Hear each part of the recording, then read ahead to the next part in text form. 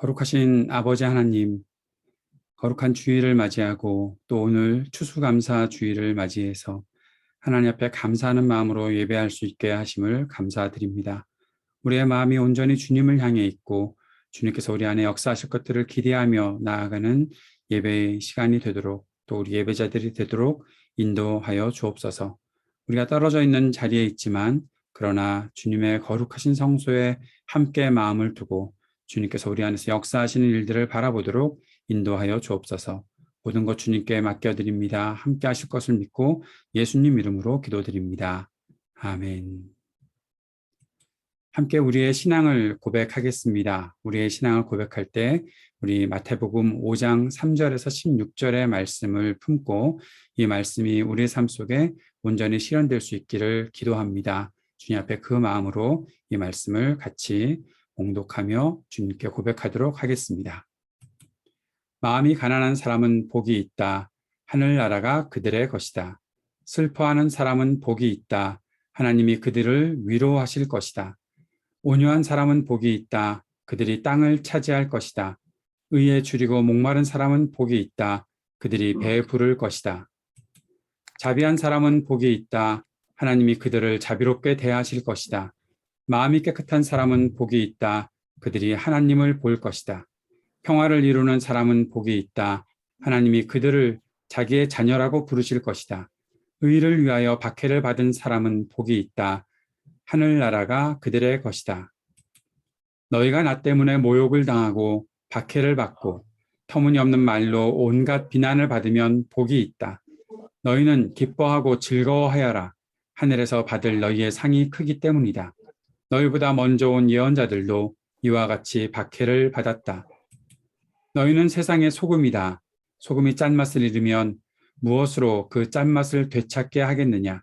짠맛을 잃은 소금은 아무데도 쓸데가 없으므로 바깥에 내버려서 사람들이 짓밟을 뿐이다.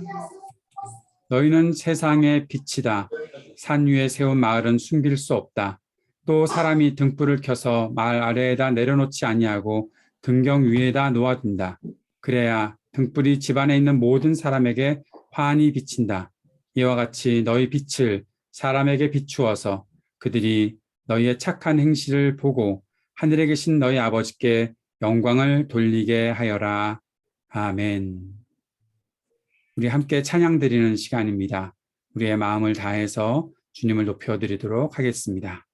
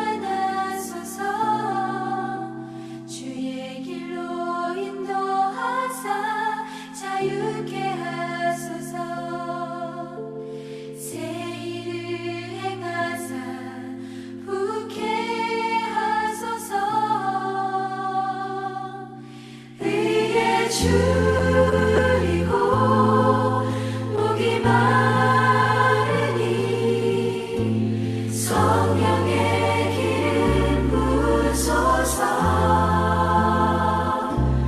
의에 줄이고 목이 마르니 내 잔을 채워 주소서.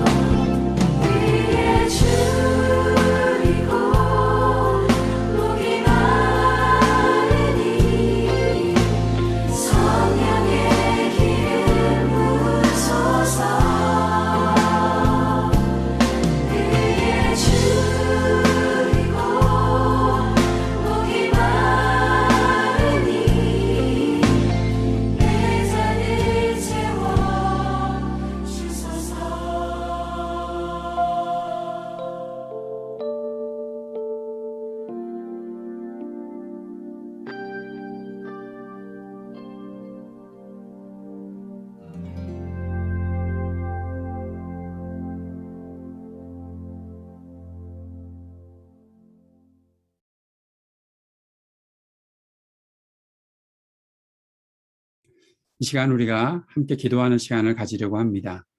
두 가지 기도의 제목입니다.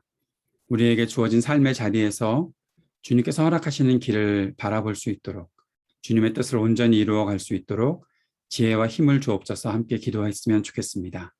새롭게 세워질 교회를 위해 기도해 주시기 바랍니다. 적합한 헌신자들을 세워주시고 교회를 향한 아름다운 마음을 가지고 주님 앞에 나아갈 수 있도록 역사해 주옵소서.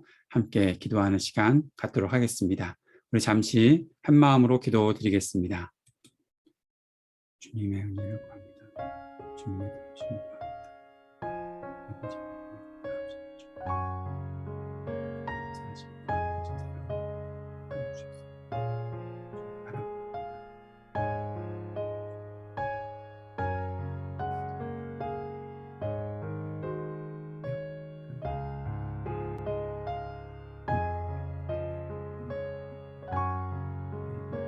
삶의 자리를 허락하여 주시고 그 자리에서 주님께서 허락하시는 길을 바라보게 하여 주옵소서.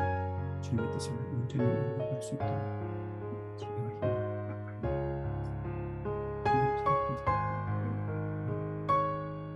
사실 은혜를 나누게 하시고 적합한 헌신자들을 세워주시고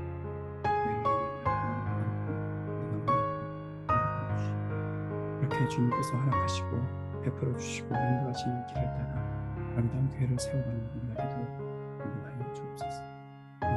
우리가 주님의 말씀을 들으며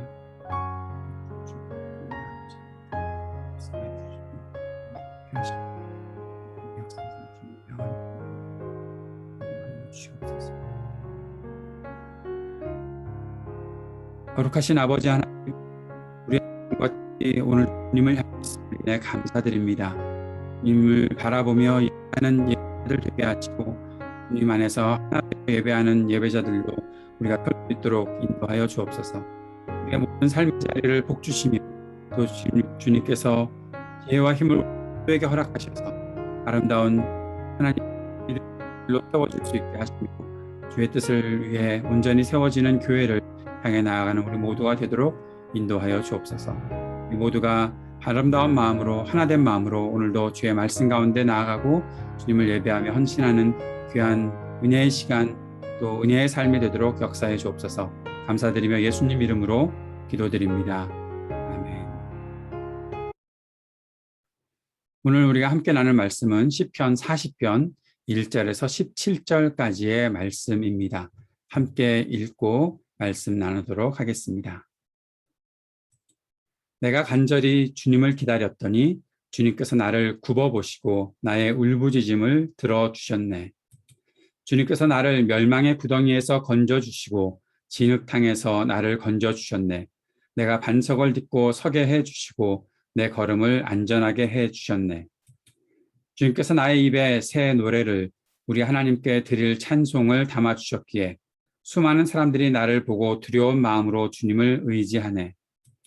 주님을 신뢰하여 우상들과 거짓 신들을 섬기지 않는 사람은 복되어라. 나의 하나님, 주님께서는 놀라운 일을 많이 하시며 우리 위한 계획을 많이 또 세우셨으니 아무도 주님 앞에 이것들을 열거할 수 없습니다. 내가 널리 알리고 전파하려 해도 이루 헤아릴 수도 없이 많습니다. 주님께서는 내 두 귀를 열어주셨습니다. 주님은 제사나 예물도 기뻐하지 아니합니다. 번제나 속죄제도 원하지 않습니다. 그때 나는 주님께 아뢰었습니다. 나에 관하여 기록한 두루마리 책에 따라 내가 지금 왔습니다. 나의 하나님, 내가 주님의 뜻 행하기를 즐거워합니다. 주님의 법을 제 마음속에 간직하고 있습니다. 나는 많은 회중 앞에서 주님께서 나를 구원하신 기쁜 소식을 전합니다. 주님께서 아시듯이 내가 입을 다물고 있지 않을 것입니다. 나를 구원하신 주님의 의의를 나의 가슴속에 묻어두지 않았고 주님의 성실하심과 구원을 말합니다. 주님의 한결같은 사랑과 그 미쁘심을 많은 회중 앞에서 감추지 않을 것입니다. 하나님은 나의 주님이시니 주님의 긍휼하심을 나에게서 거두지 말아 주십시오.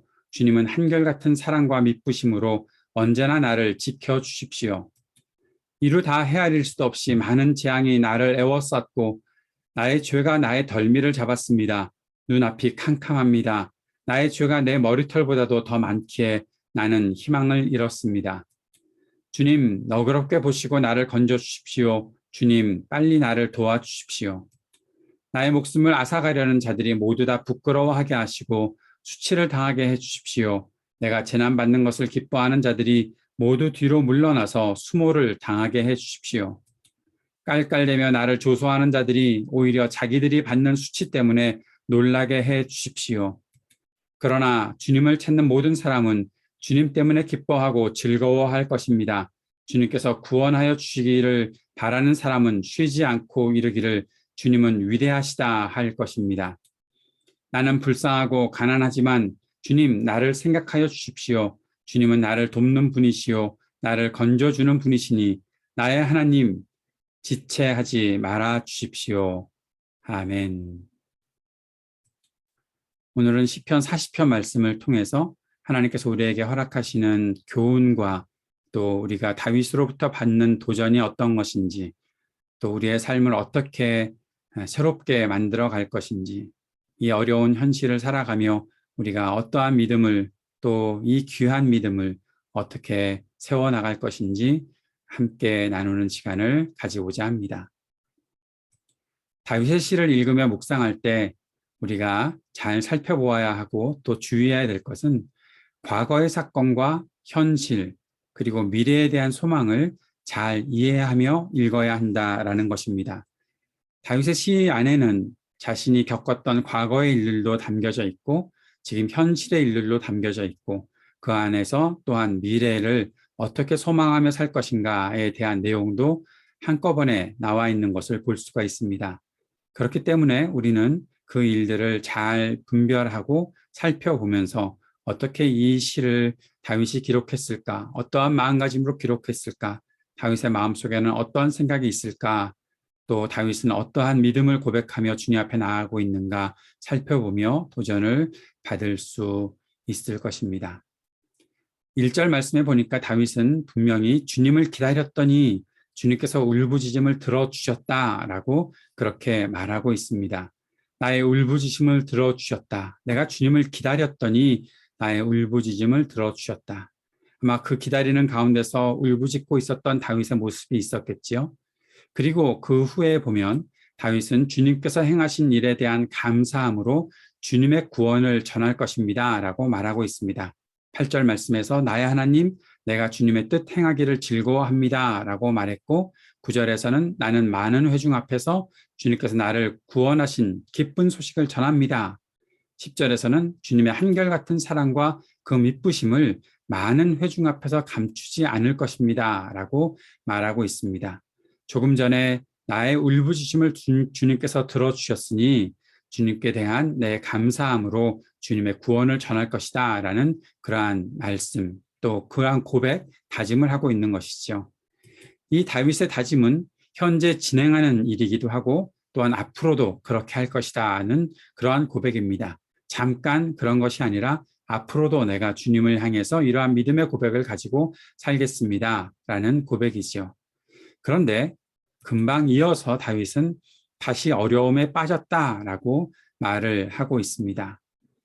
12절 말씀을 중심으로 해서 보면 다윗은 재앙에 에워싸였고 죄의 덜미를 잡혔고 앞이 캄캄하고 희망을 잃었다라고 말하고 있습니다. 12절에 이루다 헤아릴 수도 없이 많은 재앙이 나를 에워쌌고 좀 전에 주님을 향해서 울부짖었고 주님께서 응답하셨고 구원하셨기 때문에 내가 이렇게 주님을 찬양하고 주님의 일들을 전하겠습니다 라고 말했던 다윗이 금세 재앙에 에워싸였고 죄의 덜미를 잡혔다. 나의 죄가 나의 덜미를 잡았습니다. 그래서 눈앞이 캄캄합니다. 나의 죄가 내 머리털보다도 더 많아서 나는 희망을 잃었습니다. 미래에 대한 소망까지도 다짐까지도 했던 사람이 지금 희망을 잃었다라고 그렇게 말하고 있는 것이죠. 뭔가 이상한 모습을 살펴보면 알 수가 있습니다. 그리고 주님을 향해서 다윗이 빨리 나를 도와주십시오라고 간구하지요. 13절에 주님 너그럽게 보시고 나를 건져주십시오. 주님 빨리 나를 도와주십시오. 17절엔 지체하지 말아 주십시오라고 말하고 있는 거죠. 이 말들을 보면 그저 어떠한 추상적인 일들, 그저 머릿속에 생각하는 일들, 앞으로 내가 어려울 때에 도와주십시오라는 그런 고백이 아니라는 것을 알 수가 있죠. 지금 나의 현실이 굉장히 어렵습니다 라고 말하고 있는 것입니다. 그러한 때에 다윗이 이렇게 빨리 자신을 도와달라고 말하는 것, 이것을 우리가 쉽게 생각하면 너무 다윗은 조급한 사람 아닌가라는 생각을 하지만 이것을 조금 더 깊이 묵상하면 다윗이 확신이 있었기 때문에, 하나님을 향한 확신이 있었기 때문에 하나님을 향해서 지체하지 말아달라고 말하고 있다라는 사실을 알 수가 있습니다. 그런 것이 바로 다윗의 믿음이라는 것은 분명히 알 수 있는 사실이죠. 그런데 우리가 오늘 보고자 하는 것은 다윗의 감사와 찬양, 고통 가운데서의 탄식, 이 두 가지의 다른 모습이 어떻게 우리가 이해할 수 있어야 하는가라는 거죠. 조금 전에 감사와 찬양을 드렸던 사람이 고통 가운데 들어가서 탄식하는 모습, 이 두 가지가 어떻게 하나의 시에 담겨져 있을까? 두 가지 시를 합해놓은 것은 아닐까? 그런 생각도 안 해본 것은 아닙니다. 그런데 다윗이라는 사람의 삶을 보다 보면 이 두 가지 모습이 늘 함께 있었다라는 사실을 알 수가 있을 것입니다. 역사서를 통해서 다윗의 일들을 살펴보고 또 시편에 이어지는 다윗의 고백들을 보면 이 두 가지는 충분히 다윗에게 공존할 수 있었던 일이다라는 사실을 알 수가 있는 것이죠. 그런데 다윗에게까지 가기 이전에 우리 믿음의 삶의 모습에도 똑같은 모습이 있다는 거죠. 아름답게 보이는 감사와 찬양의 고백이 있고 따뜻한 추억과 기억이 삶에 가득하다가도 갑작스럽게 찾아오는 고통의 시간이 있고 그 속에서 탄식하게 되는 양면이 공존하는 것, 그것이 우리의 현실이다라는 사실입니다. 사랑하는 여러분 어떠십니까? 주일을 보내면서 또 주님 앞에 나아가서 기도하고 찬양할 때에는 아주 거룩하고 아름다운 모습이 있지만 그러다가 갑작스럽게 뭔가 짜증나는 일이 생기고 고통의 시간이 찾아오는 그런 때가 되면 내 속에 어떻게 좋은 모습들을 갖추어 나갈 수가 있을까? 그런 생각들을 하게 되는 때가 있죠. 그래서 주일이면 많은 사람들이 고민을 하지요. 난 왜 이렇지? 주님께 내가 찬양 드리다가도 또 주님의 말씀을 감사함으로 받다가도 금방 내 현실을 만나면 내가 이렇게 또 한숨 쉬며 살아가야 되는가? 내가 은혜 받은 사람 맞는가? 라는 그런 생각을 하게 된다는 것이죠. 그런데 사랑하는 여러분, 현실이 그렇게 쉽게 바뀌는 것은 아니잖아요. 현실을 살다 보면 그렇게 어려운 일을 겪게 되고 그 속에서 때로는 탄식이 흘러나오고 또 심지어는 짜증도 흘러나오고 주님 뭡니까 이게? 도대체 내 삶이 왜 이렇습니까? 라고 말하는 경우들이 있는 것이죠. 오늘 아침 일입니다. 제가 저희 이 죽전이라는 곳에 이사 와서 아파트 생활을 하게 되는데 제가 한국에 살았던 그 19년 전에는 뭐 재활용품을 뭐 이렇게 구분해서 버리고 하는 그런 일들이 아주 뚜렷하게 뭐 섬세하게 뭐라고 표현하나요? 자세하게 구별되어 있지는 않았던 것 같아요. 그래서 아침에 그동안에 이삿짐을 정리하다가 나왔던 재활용품들 그런 것들을 가지고 나갔습니다. 어떻게 버려야 되지? 뭐 이것저것 분리할 수 있는 것들은 많이 있는데 그래도 잘 모르니까 뭐 플라스틱 같은 것들이 어떻게 버려야 되는지 잘 모르니까 헤매고 있고 뭐 이렇게 하나 저렇게 하나 하고 있는데 아무도 없더라고요. 가르쳐 주시는 분이. 그래서 그냥 혼자서 알아서 이렇게 하면 되는가 하고 있었더니 갑자기 저희 아파트에 경비하시는 분이 나오셔서 화를 내시더라고요. 그렇게 하면 어떡하냐고. 여기는 일회용품을 버리는 곳이고 여기는 음료수 병을 버리는 곳이고 여기는 박스를 버리는 곳이고 여기는 그냥 종이를 버리는 곳이고 복잡하더라고요. 근데 다짜고짜 화를 내시니까 제가 너무 당황스러워서 말씀을 드렸죠. 제가 미국 생활하다가 이사 온 지 얼마 안 된 사람이에요. 오늘 재활용품을 처음 버려요. 그랬더니 그제서야 조금 부드럽게 말씀을 해주시더라고요. 마음속에 이렇게 두근두근 거리잖아요. 예배를 앞두고 준비하고 있는데 마음에 누군가로부터 이렇게 화를 내는 것을 제가 원인이 돼서 당했으니까 이러한 마음 자세로 내가 어떻게 또 예배를 잘 드릴 수 있을까? 그런 생각도 들어오고.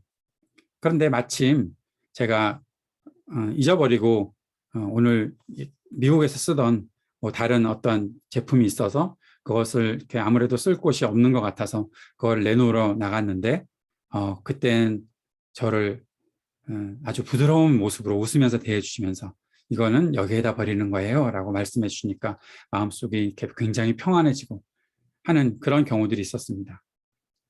어쨌든 뭐 이랬다 저랬다 하는 것이 주일 하루에도 오가는 것이죠. 우리의 믿음의 모습에 우리가 믿음을 가지고 살아가는 모습에 사람들과의 관계에서 또 내가 하는 이 일을 통해서 여러 가지 다양한 상황들이 있다는 거죠. 그런데 그것이 현실이라는 것입니다. 비슷한 사람이 한 사람이 있었습니다. 신약 성경에는 사도 바울이 그렇게 이야기를 하고 있었던 거죠. 사도 바울은 로마서를 할 때 로마서를 자세히 읽다 보면 사도 바울이 왜 이렇게 하지라는 생각이 들 정도의 그 서신서의 내용이 있습니다. 특별히 로마서 7장에 15절에서 나는 내가 하는 일을 도무지 알 수가 없습니다. 내가 해야 되겠다고 생각하는 일은 하지 않고 도리어 해서는 안 되겠다고 생각하는 일을 하고 있으니 말입니다. 나는 비참한 사람입니다. 누가 이 죽음의 몸에서 나를 건져주겠습니까? 사도 바울이 믿기 이전에 했던 고백들이 아닙니다. 믿음 생활을 하고 있을 때의 고백입니다. 더군다나 로마서가 시작돼서 6장까지 또 7장에 시작돼서도 계속해서 하나님의 복음을 온전히 증거하기에 아주 강력하게 선포하고 있었던 사도 바울의 모습이 바로 그런 것이었습니다. 그런데 그렇게 능력 있게 사도 바울이 복음을 증거하다가 갑작스럽게 죄에 대한 이야기를 생각하며 또 그 죄가 자신의 삶에도 아직까지 영향을 미치고 있는 것을 보며 내가 왜 이러는지 알 수가 없습니다. 나는 비참한 사람입니다. 이 죽음의 몸에서 누가 나를 건져주겠습니까? 라고 그렇게 외치고 있는 것이죠. 그러다가 갑자기 25절에서는 우리 주 예수 그리스도를 통하여 나를 건져주신 하나님께 감사를 드립니다. 그러면서 이렇게 정리하죠. 나 자신은 마음으로는 하나님의 법을 섬기고 육신으로는 죄의 법을 섬기고 있습니다. 라고 얘기하고 있습니다. 자신의 육신의 연약함들, 내 현실의 이 약함들, 이 어그러진 현실을 살아가는 것이 참으로 버겁다라는 것을 사도 바울도 고백하고 있는 것이죠. 다윗이 그러는 것처럼요. 하나님께 감사하고 주님의 말씀을 선포하다가도 갑작스럽게 찾아오는 죄와 그것 때문에 얽매인 고통들, 그것을 해결하지 못하는 다윗의 이 고백, 그 속에서 하나님 앞에 강력하게 부르짖고 간절히 부르짖는 다윗의 고백이 나타나는 것처럼 사도 바울도 똑같이 그러한 모습들을 가지고 있었고, 지금을 사는 우리도 마찬가지로 똑같은 모습을 가지고 있다라는 것을 알 수가 있는 것이죠. 저는 그러면서 이런 생각을 해보았습니다. 믿음으로 사는 것은 현실을 무시한 채 하늘만 보고 사는 것이 아니다라는 거죠. 우리가 믿음을 가지고 산다. 나 천국 갈 소망이 있으니 나는 천국을 바라보며 사는 사람이다. 괜찮겠지 뭐. 그렇게 살아가는 것이 믿음이 아니라, 믿음이라는 것은 이 현실을 무시하지 못하는 삶. 그래서 믿음으로 사는 것은 믿음의 눈으로 하늘을 바라보고 하나님을 바라보고 땅을, 우리가 살아가는 이 현실을 살아가는 것이다라는 것입니다. 사랑하는 여러분, 믿음은 허황된 이야기를 하는 것이 아닙니다. 믿음이라는 것은 주일날 예배 드릴 때만 말하는 것이 아닙니다. 믿음이라는 것은 나의 기도 시간에만 말하는 것이 아닙니다. 믿음이라는 것은 내가 믿음을 고백하고 하나님, 나는 이러한 믿음을 가지고 살고 있습니다라고 말할 때 그 믿음의 삶은 내가 살아가는 이 땅의 현실을 그대로 두고 그것을 살아가는 나의 모습들과 함께 주님 앞에 고백되는 것, 그것이 믿음이라는 것입니다. 그렇게 현실을 살아갈 때 어떻게 하늘을 바라보며 이 땅을 살아갈 수 있을까요? 현실을 살아갈 때 어떻게 믿음을 가지고 하나님을 바라보며 살아갈 수 있을까요? 오늘 저는 다윗의 고백들을 통해서 무척 중요한 원리를 배웁니다. 믿음으로 살아가는 원리를 배우게 되었습니다.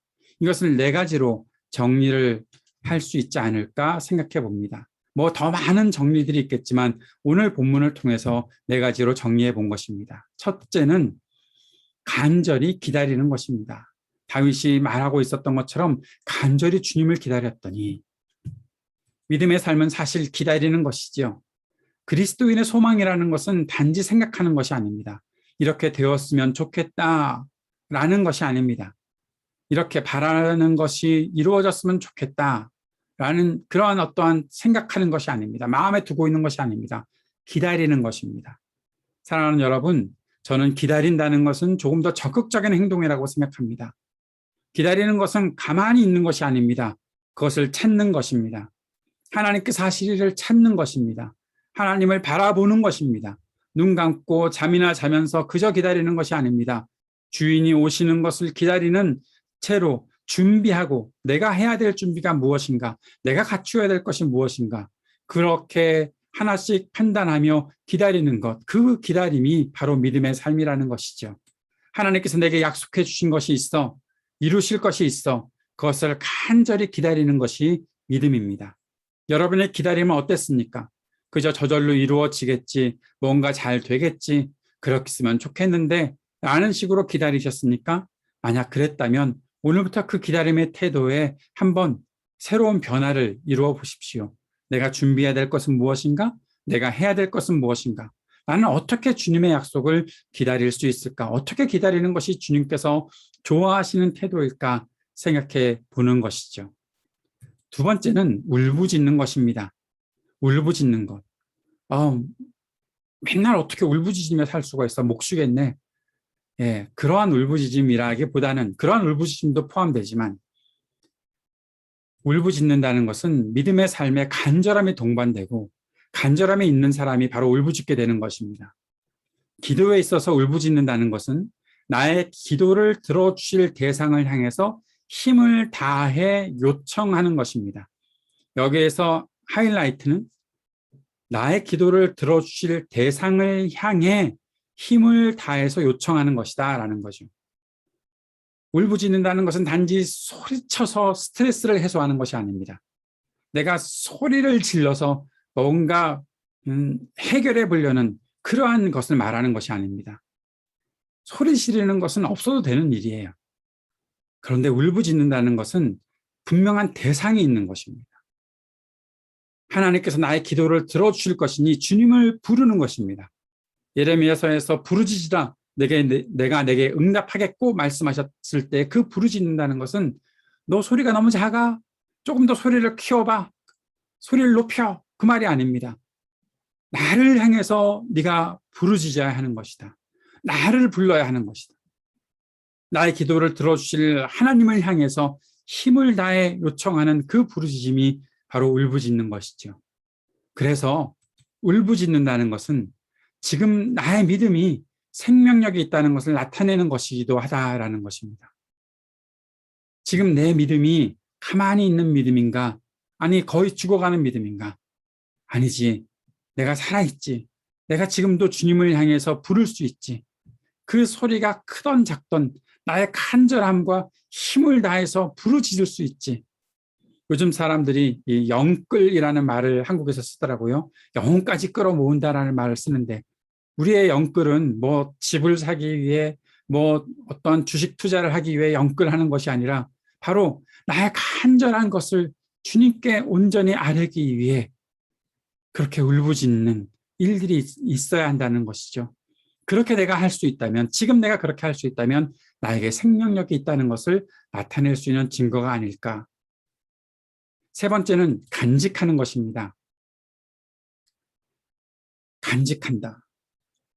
사랑하는 여러분, 믿음으로 살아가는 모든 과정 속에 내가 주님을 기다리고 주님을 향해서 울부짖고 하는 그 모든 과정 속에 하나님은 분명히 하실 일들을 하고 계십니다.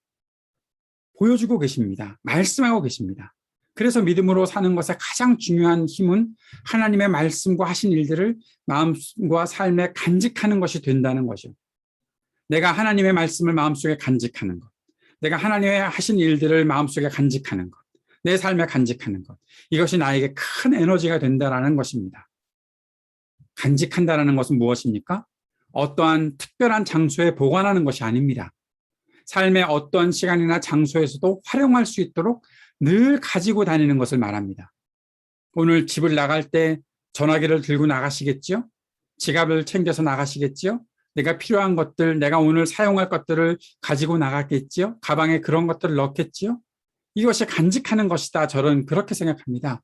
믿음 생활에 간직하는 것은 내가 필요한 모든 곳에서 그것을 활용할 수 있도록 내 품에 안고 다니는 것을 간직한다라고 말하는 것이 훨씬 더 좋은 의미겠다라는 거죠.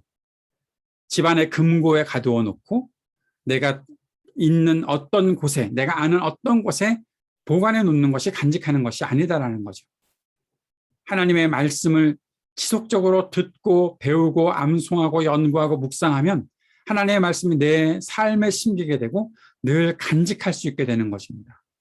내가 어떠한 상황을 만났을 때 하나님의 말씀을 그대로 실현하고 그대로 말씀대로 살기를 원하고 또 그러한 일들을 해나가기 위해서는 이 5가지가 필요하죠. 하나님 말씀을 지속적으로 듣고 배우고 암송하고 연구하고 묵상하는 것. 그렇게 되면 말씀이 내 삶에 심깁니다. 또한 그렇게 되면 하나님의 하시는 일들을 볼 수 있게 됩니다. 그렇게 되면서 내 삶에 그것을 간직하게 됩니다. 그리고 나서 그 힘을 가지고서 내 삶의 현실 속에 살아가는 것이죠. 네 번째는 선포하는 것입니다. 기억하고 간직하고 활용할 수 있는 가장 좋은 길은 내 입으로 말하는 것입니다. 하나님께서 내게 주신 말씀을 말하는 것입니다. 하나님께서 내게 하신 일들을 말하는 것입니다. 전달하는 것입니다. 선포한다고 해도 되겠지요. 누군가에게 전해주는 것입니다. 듣고 배우는 것만으로는 내 것을 만들지 못합니다. 아무리 여러분 좋은 강의가 있다고 해서 들어보십시오. 그거 아무것도 아닙니다. 그냥 어느 순간 잊어버리면 끝입니다. 그런데 완전하게 나의 것을 만들기 위해서는 듣고 배운 것을 말해야 한다는 거죠. 죽전으로 이사와서 아버지 어머니와 함께 아침마다 예배를 드립니다. 제가 참 놀라는 것이 하나 있습니다. 저희 어머니께서 이것저것 많이 잊어버리세요. 그런데 잊어버리지 않으시는 것이 있어요. 그게 뭔가 하면 찬송가의 멜로디예요. 찬송가의 가사들이에요. 찬송을 부르다 보면 저희 어머니가 뭐 음악적 재능이 아주 뛰어나서 악보를 그냥 막 보고서 시창을 너무 잘하시는 그런 분은 분명히 아니신 것 같은데, 그런데 노래를 너무 잘하시는 거예요. 음정도 잘 맞고요. 그리고 가사도 어느 정도 기억하시는 것 같아요. 물론 박자는 조금 급해서, 뭐 저도 어머니 닮아서 조금씩 빨라질 때도 있지만 그런 것이 있는데 제가 그런 어머니의 모습을 보고 또 아버지의 모습을 보면서 생각하게 된 게 이거예요. 아, 노래를 왜 그렇게 기억할까? 노래는 그저 듣고서 있는 것으로 끝난 것이 아니라 자꾸만 입으로 내뱉었기 때문에, 말했기 때문에, 노래했기 때문에, 소리를 내서 누군가가 들을 수 있도록 그렇게 소리가 나왔기 때문에 그것이 완전히 내 것이 되어서 기억하는 것이 아닐까. 여러분, 백날 음악을 들으면서 감상해 보십시오. 그런데 흥얼거려 보시면 또 노래를 해보시면 그 노래들은 분명히 기억이 날 것입니다. 저도 마찬가지입니다. 어렸을 때 배웠던 찬송들, 어렸을 때 여름 성경학교 때 배웠던 노래들, 그것은 제가 잊어버리려고 해도 잊어버려지지가 않아요. 왜 그랬을까요? 수도 없이 제 입으로 불렀기 때문에. 우리가 말씀을 왜 기억을 못합니까? 이것이 뭐 일반적인 원리가 되지 않을지 모르겠지만 그래도 제가 지금까지 경험해 본 바로는 말씀을 기억하지 못하는 이유는 말하지 않았기 때문이다. 말씀 암송이 왜 힘든가 하면 자꾸만 눈으로만 보고 있었기 때문에. 읽어보십시오. 소리내 보십시오. 여러분이 배운 것들을 정리해서 말해 보십시오. 완전히 나의 것이 되는 것이죠. 시편 기자는 오늘 다윗은 하나님을 기다리고 하나님께 울부짖고 하나님의 말씀을 듣고 하나님의 하신 일을 선포했습니다. 가만히 있었던 것이 아닙니다. 하나님을 그저 기다리고만 있었던 것이 아니라 기다리고 또 그것에서 울부짖으며 하나님의 하실 일들에 대해서 자꾸만 되뇌었습니다. 하나님께서 주신 말씀을 그저 마음속에 품고만 있었던 것이 아닙니다. 자신의 삶의 자리에서 그것을 증거하며 살면서 계속해서 살아가고 있었습니다. 그렇기 때문에 하나님께서 일하시기를 간절히 기다리며 기도하고 하나님의 말씀을 간직하고 선포했기 때문에 그의 삶에 지금 있는 버거운 현실을 살아가는 동안에도 조금 전에 감사하고 찬송하며 하나님께서 하실 일들에 대해서 아주 희망차고 또 황홀한 그 하나님의 임재를 경험했는데 나는 또 왜 이래? 라고 내가 왜 이렇게 또 죄에 빠지고 어려움에 빠졌어? 라는 그러한 고민이 들더라도 하나님 지체하지 마십시오 라는 확신을 가지고 희망을 가지고 살아가는 모습을 다윗은 보여주었던 것이죠. 사랑하는 여러분, 저는 분명히 믿습니다. 하나님의 말씀에 대한 온전한 확신을 가지고 사는 사람은 결코 현실의 어려움에 굴복하지 않을 것이다. 저는 분명히 믿습니다. 사랑하는 여러분, 우리에게 지금 믿음이 필요합니다. 믿음은 불확실한 시대를 살아가면서도 꿋꿋하게 말씀의 인도하심을 받는 것입니다. 오늘 우리들의 현실 속에서 아주 어렵고 힘들고 참 버겁다. 왜 이런 일들이 자꾸 반복이 되는가? 라는 그러한 현실 속에서 살아가더라도 끝까지 나를 인도하시는 하나님의 말씀을 붙잡고 기다리고 울부짖고 또 선포하며 살아가는 여러분의 삶이 되어서 이 불확실한 시대에 꿋꿋하게 옳은 길을 하나님께서 허락하시는 그 길을 걸어가는 저와 여러분 될 수 있기를 간절한 마음으로 축복합니다. 기도하겠습니다. 하나님 아버지, 우리에게 바른 믿음을 허락하여 주셔서 주님을 간절히 기다리고 울부짖으며 주님께서 주시는 말씀과 하시는 일들을 마음속에 간직하고 이 땅에 선포하며 살아가는 믿음의 길을 걸어가는 하나님의 백성들 되도록 우리를 인도하여 주옵소서. 예수님 이름으로 기도드립니다. 아멘. 함께 찬송 드리겠습니다.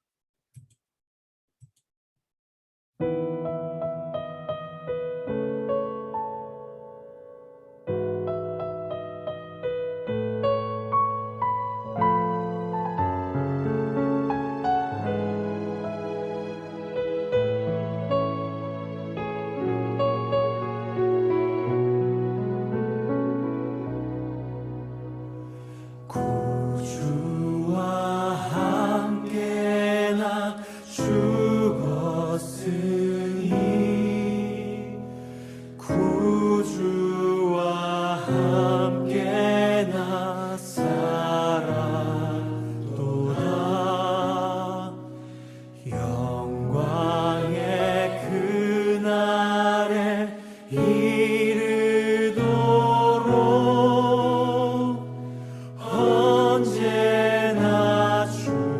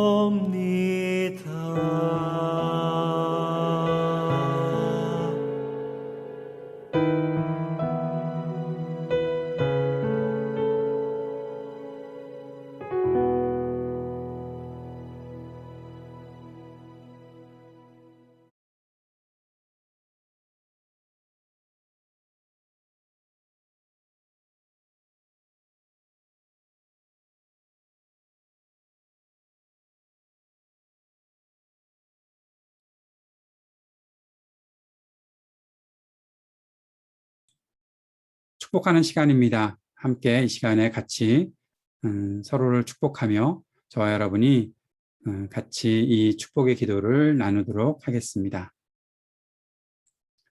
그리스도 우리 앞에 계셔서 우리를 늘 좁고 바른 길로 이끄소서. 이끄소서.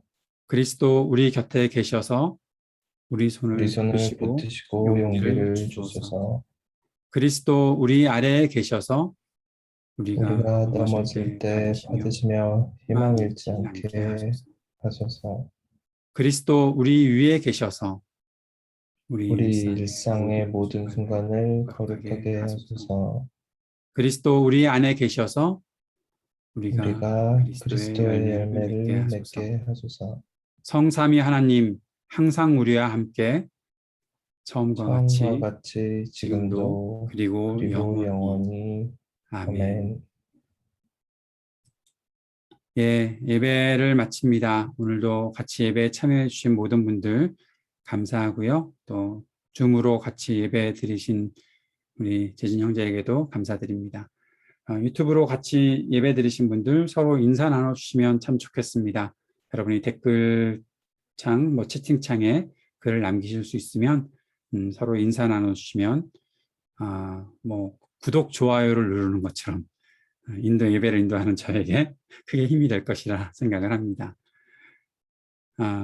같이 축복하며 예배하는 이 시간이 얼마나 복된지 모릅니다. 여러분과 함께 귀한 시간 가질 수 있어서 오늘도 행복했습니다.